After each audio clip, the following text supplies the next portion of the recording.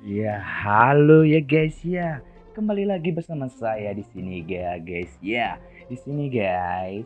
Ini ada mana ini? Di sini kami ya guys ya bersihkan 6 anggota ini guys ya. Lihat semua ini guys, batang semua ini. Itulah kenapa kami membuat di sini ada cewek guys ya. Kami merindukan cewek ya guys ya. Di sini batang semua ya guys ya. Tapi ya sudah ya guys ya. Karena kita akan memenuhi mata kuliah dari psikologi positif ya guys ya. Kita akan membahas tentang cognitive, the state, and the processes was ya itu ya guys ya. Oke, langsung saja ya guys ya. Kita akan membahas the state and process. Ini lupa ini guys. Ya udah ya guys, gak usah pikirkan ya guys. Oke, yang pertama kita akan membahas gitu ya udah kita hiraukan ya guys. Yang pertama ini guys, kita akan membahas tentang self efficacy, ya efikasi diri ya guys ya, kemudian optimis dan hope. Yang kedua kita akan membahas wisdom and the courage apa baca ini ya, nggak tentu ya guys ya. Kemudian yang ketiga ini tadi ya guys, saya lupa buat animasinya ini guys, ini mindfulness, flow and spirituality. Oke, langsung saja guys, kita akan next saja. Nah, di pertama ini guys, kita tentu akan membahas adalah self-efficacy, efikasi diri lah pokoknya. Optimis dan hope, harapan ini ya guys ya. Ya, ini soal-soal lagi mbak ini ya. Langsung saja mbak guys. Ya, pertama kita akan membahas efikasi diri guys. Dimana efikasi diri ini, definisinya adalah menurut Bandura itu efikasi diri adalah seseorang atau keyakinan seseorang dalam kemampuannya untuk melakukan suatu bentuk kontrol terhadap fungsi orang itu sendiri dan kejadian dan lingkungannya guys. Kemudian dari mana sih efikasi diri ini bisa terbentuk? Yang pertama, bukan yang pertama, yang kami temukan adalah efikasi diri adalah pola pikir manusia yang terpelajar daripada pola pikir yang diberkahi secara genetik. Itu dimulai daripada masa bayi dan terus berlanjut sepanjang rentang kehidupan. Ya, efikasi diri itu terbentuk dari kita bayi ya guys ya. Dan terus akan terus terbentuk hingga kita meninggal ya guys. Oke, lanjut lagi guys. Kita akan memasuki neurobiologi efikasi diri.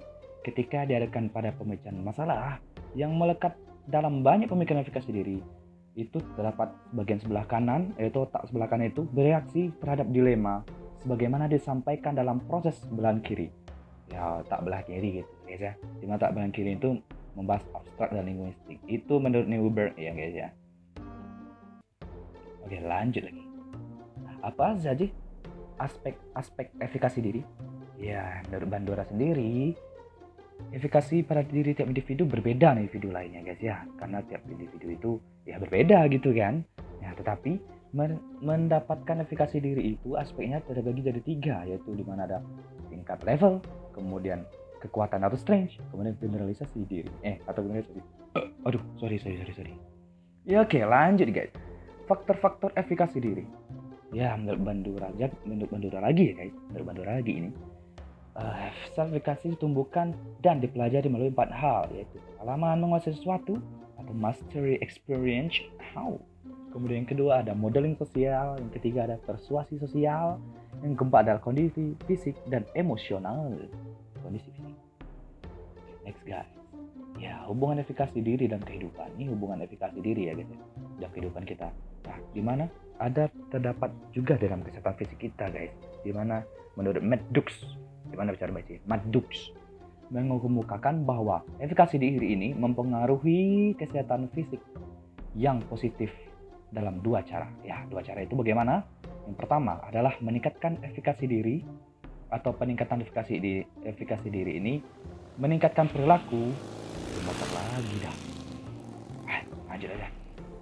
Peningkatan efikasi diri ini dapat meningkatkan perilaku yang berhubungan dengan kesehatan dan menurunkan perilaku tidak sehat. Nah, selain itu, efikasi diri ini membantu mempertahankan perubahan ini ya guys ya. Dimana ini berarti kalau kita meningkatkan efikasi diri kita, itu akan membantu kita untuk menjaga bagaimana pola hidup sehat ya guys ya, menurut Maddox, Brawler, dan Boykin pada tahun 95. Nah, yang kedua, Verifikasi diri ini berdampak pada fungsi kekebalan tubuh menurut O'Reilly dan Brown dan kerentanan terhadap infeksi. Kemudian ada juga neurotransmitter yang terlibat dalam manajemen stres, yaitu katekolol dan endorfin dalam meredam nyeri. Ya, verifikasi diri ini mampu untuk meningkatkan kekebalan tubuh kita juga ya guys ya. Kemudian lanjut guys. Nah, fungsi dari verifikasi diri ini juga terbagi jadi 4, yaitu ada fungsi kognitif, ada fungsi motivasi, afeksi, dan fungsi selektif. Ya guys, ini adalah fungsi-fungsi dari verifikasi diri. Mampu secara kognitif, secara meningkatkan motivasi, secara afeksi diri, kemudian ada juga secara selektif. Ada itu, ada kalau pengen baca lebih detailnya itu ada ya guys ya di dalam makalahnya guys ya. Saya capek guys. Hahaha. Mager sok mah kabeh. Oke, optimisme guys. Tadi kan sudah membahas tentang self-efficacy atau verifikasi diri. Selanjutnya kita membahas optimisme. Nah, definisi optimisme sendiri menurut Lopez dan Sinder dalam buku Front dan Risnawati atau tahun 2003 berpendapat bahwa optimisme adalah suatu harapan yang ada pada individu bahwa segala sesuatu akan berjalan menuju ke arah kebaikan sesuai panah ini ya guys ya, menuju lampu. Wah, udah jelas. Lanjut guys. Nah, aspek optimisme sendiri itu ada 3. Pertama, permanensi atau ketetapan suatu peristiwa. Kemudian kedua ada pervasiveness atau keluasan suatu peristiwa. Yang ketiga adalah personalisasi atau sumber suatu peristiwa. Nah, yang selanjutnya yaitu adalah faktor-faktor optimisme, yaitu ada faktor etnosentris dan faktor egosentris. Nah, langsung kita bahas tentang hope lagi ya guys ya. Ya, definisi hope sendiri menurut Sinder tahun 2000 adalah keseluruhan dari kemampuan yang dimiliki individu untuk menghasilkan jalur mencapai tujuan yang diinginkan bersamaan dengan motivasi yang dimiliki untuk menggunakan jalur-jalur tersebut. Oke, next. Nah, lanjut. Oke, aspek-aspek hope sendiri itu menurut Sinder komponennya ada 3, yaitu 1 goal thinking, kedua pathway thinking, ketiga agency thinking. Nah, karakteristik individu dengan tingkat hope yang tinggi adalah optimisme, memiliki cara pencapaian tujuan terhadap kehidupannya. Kemudian ada harga diri yang tinggi.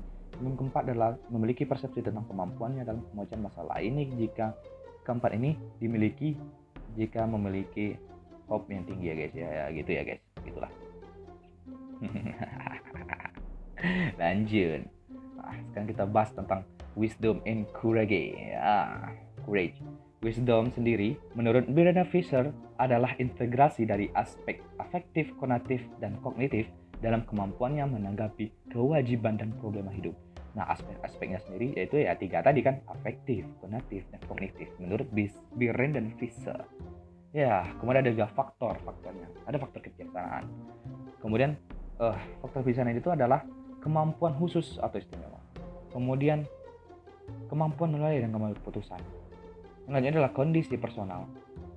Yang selanjutnya adalah kemampuan hubungan antar manusia, kemudian kondisi spiritual. Nah, semua ini dapat mempengaruhi atau menjadi faktor dari kebijaksanaan ya guys. Ya, di mana ketika orang memberi kemampuan khusus atau istimewa itu juga mempengaruhi kebijaksanaannya. Kemudian kondisi personal dari orang tersebut akan mempengaruhi kebijaksanaannya ya, dan kelima-lima ini menjadi faktornya ya guys ya. Lanjut dari kita tentang courage. Nah, courage ini adalah keteguhan hati yang merupakan virtue atau virtualisasi yang melibatkan dorongan yang kuat untuk mencapai suatu tujuan. Walaupun terdapat rintangan baik eksternal maupun internal, namun individu tetap termotivasi berjuang untuk mencapai tujuan. Menurut Seligman, kekuatan ini merujuk pada pendirian intelektual dan emosional yang tidak populer dan berbahaya. Selama bertahun-tahun pun, para peneliti membedakan kepahlawanan fisik atau physical valor dan kepahlawan moral atau moral valor, yaitu adalah cara lain untuk membedakan kepahlawanan didasarkan pada hadir tidaknya rasa takut. Nah, keteguhan hati itu terdiri atas 4 strengths atau 4 kekuatan. Pertama adalah bravery atau keberanian. Yang selanjutnya adalah ketekunan, yang selanjutnya adalah kejujuran, yang selanjutnya adalah vitality atau vitalitas ya. Oke, lanjut ya guys ya, akan membahas tentang mindfulness. Nah, mindfulness sendiri adalah rasa kesadaran yang berfokus pada pengalaman saat ini tanpa menghakimi atau memberikan penilaian. Itu menurut Baer. Nah, rasa kesadaran membuat seseorang menjadi penuh perhatian dan sadar pada apa yang terjadi pada masa sekarang. Nah, aspek-aspek rasa kesadaran itu sendiri yaitu satu, tidak menghakimi apa yang dirasakan, tentu ya guys ya. Orang yang memiliki sadar tidak akan menghakimi apa yang dirasakan, berpikir dulu dia. Kemudian dia akan lanjut menjelaskan apa yang dia sadari itu. Kemudian dia akan coba mengamati ya guys. Kemudian bertindak dengan 5 kesadaran. Dan di sini ada kesadaran indra ya guys ya, kesadaran panca indra itu. Kemudian tidak menanggapi apa yang dirasakan itu juga mempengaruhi aspek-aspek kesadaran. Kemudian terakhir adalah flow. Ya, flow didefinisikan sebagai pengalaman puncak jangka pendek yang dicirikan oleh penyerapan, kenikmatan kerja, kemudian motivasi kerja intrinsik itu menurut Becker. Dan flow secara positif terkait dengan berbagai indikator kinerja pekerjaan menurut Becker juga ya guys. Nah, aspek-aspek flow apa aja sih? Itu ada 3 ya guys ya. Pertama ada absorption, Josh. Absorption atau penyerapan. Kemudian ada work enjoyment. Kemudian ada intrinsic work motivation. Kemudian adalah faktor-faktor flow. Itu sendiri ada 2 ya guys ya. Pertama ada faktor dari individu, dari diri sendiri. Kemudian ada faktor dari lingkungan atau lingkungan sekitarnya ya guys, orang-orang sekitar ya. Seperti itu guys. Kemudian ada spiritualitas. Waduh, ini yang paling terakhir guys. Bukan tadi yang terakhir. Ini yang paling terakhir ini. Spiritualitas. Nah, spiritualitas ini digunakan secara bergantian dalam agama dan keberagaman. Kemudian spiritual merupakan pemikiran tentang kepercayaan terhadap Tuhan ataupun sebagai kekuatan super dari bagian dari agama gitu. Kemudian pandangan ini, spiritual diartikan sama dengan agama karena menyangkut hal-hal yang berhubungan dengan misteri. Menyangkut hal-hal yang berhubungan dengan misteri.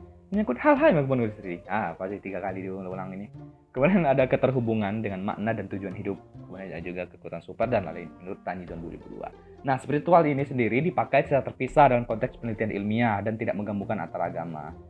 Kemudian spiritual dinilai atau dimaknai dilihat sebagai sesuatu yang lebih besar dari keberagamaan. Nah, gitu ya guys ya. Kemudian terakhir adalah spiritual dipahami, diucapkan dalam bentuk agama atau keberagamaan. Ya, di sini artinya ya guys ya. Tentu saja spiritual ini dimaknai yang lebih besar dari keberagamaannya ya. Spiritual ini dinilai lebih atau dimaknai lebih dari sekitar agama itu sendiri ya guys ya. Ya, kalau dalam Islam mah spiritual ini sebagai bentuk dari iman gitu loh guys. Kalau spiritualnya tinggi berarti imannya tinggi. Tapi apakah dia Islam, tapi apakah Islam itu memiliki spiritual atau iman yang tinggi? Belum tentu ya guys. Ya, seperti itu ya guys ya. Apa sih? Lanjut. Terima kasih. Selesai juga guys. Ya guys ya. Kami sudah selesai menjelaskan ini guys ya. Maaf tidak jelas ya guys ya. Ini mau lebih jelasnya lagi silakan baca PPT. Ini PPT ya. Silakan baca makalahnya aja ya guys ya. Itu lebih lengkap guys di sekitar ini ya guys ya. Kenapa seperti ini menjelaskannya ya. Oke, terima kasih.